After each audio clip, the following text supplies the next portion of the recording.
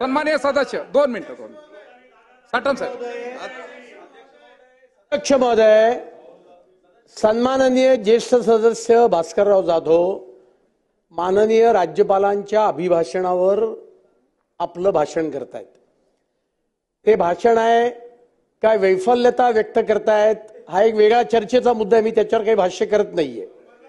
परंतु राज्यपाल हे एखाद्या पक्षाचे सदस्य असतात आणि त्यांनी त्यांच्या पदाची गरिमा राखली पाहिजे, असं राज्यपालांवर हेत्वारोप करणारे वाक्य हे या सदनामध्ये निर्माण करता येत नाहीत।